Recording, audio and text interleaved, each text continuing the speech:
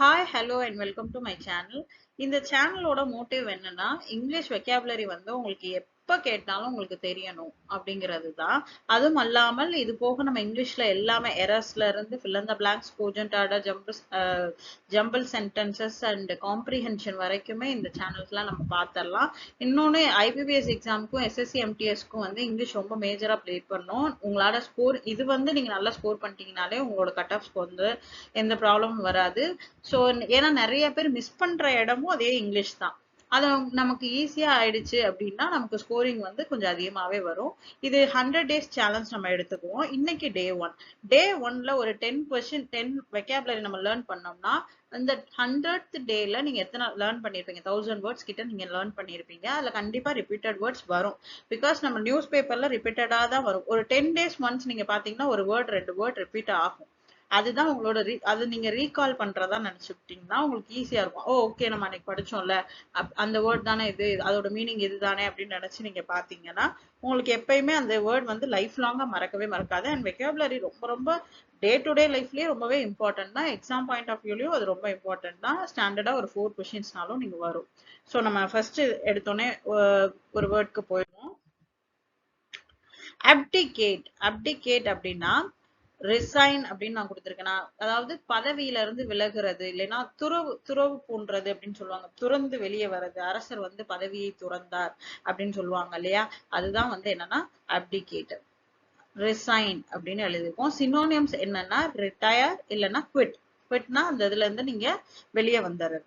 இதோட ஆன்டோனியம்ஸ் வந்து கீப், அதுலயே ஸ்டே பேக் பண்றது தான் அதோட ஆன்டோனியம்ஸ். இதுக்கு நம்ம ஒரு எக்ஸாம்பிள் சென்டென்ஸ் பார்ப்போம். The king decided to abdicate in favor of his son. Second word scathing.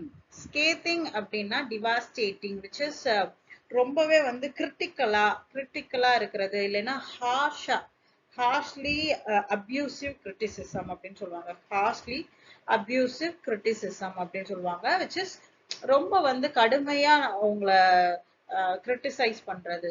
அது பேர் தான் ஸ்கேதிங். இதோட சினோனிம்ஸ் என்னன்னா வித்ரிங், பிளிஸ்டரிங். இது நல்லா ஞாபகம் வச்சுக்கோங்க.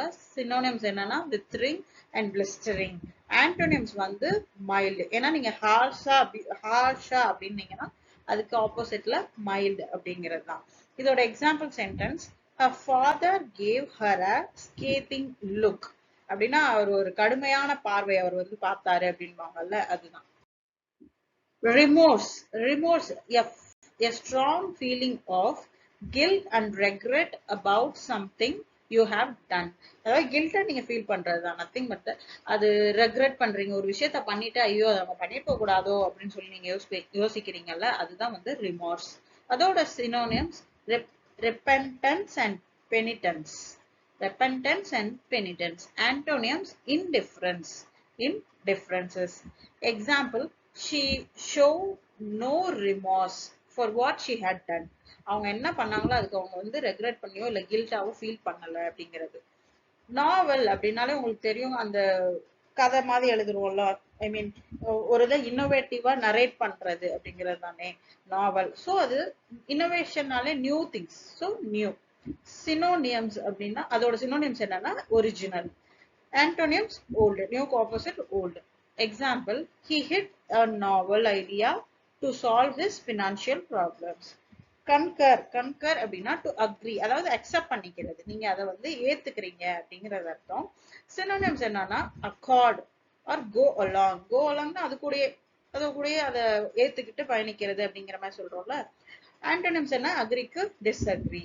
Example, the authors concurred with the majority. அந்த ஆத்தர் என்னன்னா மெஜாரிட்டியா யாரு எவ்வளவு என்ன சொல்றாங்களோ அதுக்கு வந்து அக்செப்ட் பண்ணிட்டு போயிட்டாரு அப்படிங்கிற மாதிரி. நெக்ஸ்ட் வந்து ஆப்ரோகேட்னா ரெப்யூடியேட் அப்படிங்கிறது ஒண்ணும் இல்ல, ஓவர் ரூல் பண்றது, அதாவது ரத்து செய்யறது. நீங்க ஒரு லா படி வந்து ஏதோ ஒரு விஷயம் நடக்குதுன்னா இல்ல இது நம்ம ரத்து செஞ்சுட்டோம், இல்ல ஒரு ஸ்கீம் இன்ட்ரோடியூஸ் பண்ணிட்டாங்கன்னா அது வந்து ரத்து செஞ்சுட்டு ஓவர் ரூல் பண்ணிட்டு வேற ஏதாவது கொண்டு வரதோ இல்ல வந்து அதை கம்ப்ளீட்டா ஸ்டாப் பண்ணி வைக்கிறது. அதோட சினோனிம்ஸ் வந்து ரிவோக் அண்ட் ரிப்பீல் அப்படின்றதும் ஓவர் ரூல் அப்படிங்கறதா இருக்கும். அதோட ஆன்டோனியம் institute. Example, we believe the board is abrogating its responsibilities to its share holders. ஓகேங்களா? அடுத்து வந்து இன்டியூஸ். இன்டியூஸ் அப்படிங்கிறது நத்திங் பட் தூண்டுதல். ஒரு விஷயத்த நமக்கு வந்து செய்யறதுக்கு தூண்டி விடுறாங்க. அப்படி இல்ல வந்து அதுக்கு ஒரு மோட்டிவா இருக்குன்னு கூட வைங்களேன். நம்மள யாரோ தூண்டி விடுறாங்க, இல்ல உங்களுக்கே ஒரு தூண்டுதலா இருக்கு அப்படின்றது, அதுக்கு வந்து பெர்சுவேட் அப்படின்னு சொல்லுவாங்க. சோ சினோனிம்ஸ் என்னன்னா கன்வின்ஸ் பண்றதும். ஓகே, உங்களை ஒருத்தவங்க கன்வின்ஸ் பண்ணிட்டாங்கன்னா அதை செய்யலாம் அப்படின்னு நம்ம நினைப்போம் இல்லையா? சோ அது convince or get. Antonyms dissuade. Persuade opposite வந்து dissuade. Example, the advertisement is meant to induce people to eat more fruits. அந்த advertisement என்ன பண்ணிருக்கு, நீங்க நிறைய ஃப்ரூட்ஸ் சாப்பிடுறதுக்கு உங்களை தூண்டி இருக்கு அப்படிங்கிற மாதிரி மீனிங். அடுத்து வந்து க்ரோஸ் வந்து நீங்க நிறைய பேங்கிங் கிராஸ் செட்டில்மெண்ட் அப்படின்லாம் சொல்லி நிறைய கேள்விப்பட்டிருப்பீங்க. விச் இஸ் ஃபிளாக்ரண்ட் அப்படின்னா மொத்த தொகைன்னு அர்த்தம். மொத்த தொகைன்னு இல்ல, மொத்தம் சேர்ந்தது. இதுல இருந்து எந்த வகையிலையும் பிரிச்சிருக்க மாட்டாங்க. எந்த ஒரு உனக்கு டிபார்ட் பண்ணியும் இல்லாம உங்களுக்கு மொத்த தொகையுமே கால்குலேட் பண்றது பேரு தான் கிராஸ். அதுதான் கிராஸ் செட்டில்மெண்ட்ஸ் அப்படின்னு சொல்லுவாங்க. அதுல இருந்து வேற எந்த இதுக்கும் பங்கு எல்லாம் கொடுத்துருக்க மாட்டாங்க. டோட்டலா வந்த அமௌண்ட்டே இவ்வளவுதாங்க, அதுக்கப்புறம் தான் அதுல இருந்து பிரியுமே தவிர்த்து ஒரு ஹோல் அமௌண்ட்டை தான் கிராஸ் அப்படின்னு சொல்லுவாங்க. சினோனிம்ஸ் என்னன்னா blatant, glaring. Antonyms minor. நான் சொன்னல மொத்த amount, so maximum amounts. So அதோட antonyms என்ன, minor. They faced gross human rights abuses. ஓகேங்களா? அடுத்து பயாஸ் அப்படின்னா பார்ஷியாலிட்டி.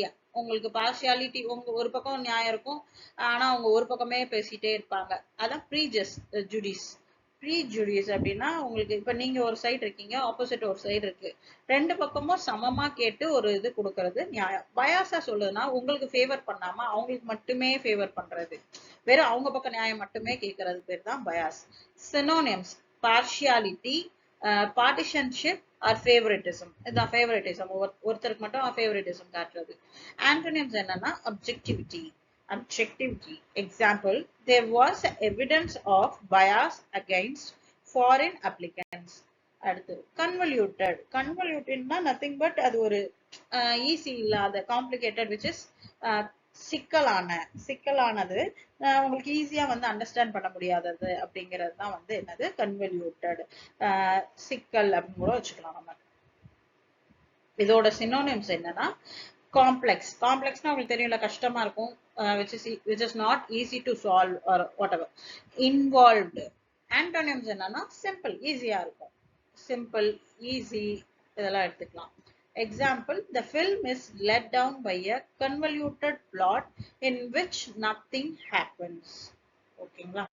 அவ்வளவுதான். இன்னைக்கு ஒரு 10 வெக்காபுலரிஸ் வந்து நம்ம பார்த்திருக்கோம்.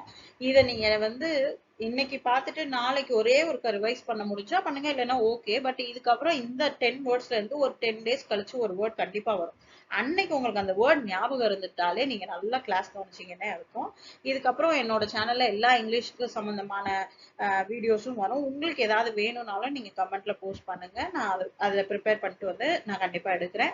அண்ட் உங்களுக்கு வேற ஏதாவது டவுட் இருக்கு, இல்ல வேற ஏதாவது வேணும், நோட்ஸ் வேணும், இல்ல வந்து பிராக்டிஸ் செட்ஸ் வேணும் அப்படின்னாலும் நீங்க சொன்னா நான் கண்டிப்பா எடுத்துட்டு வரேன். Thank you. Please subscribe my channel, like and share to your friends. Thank you.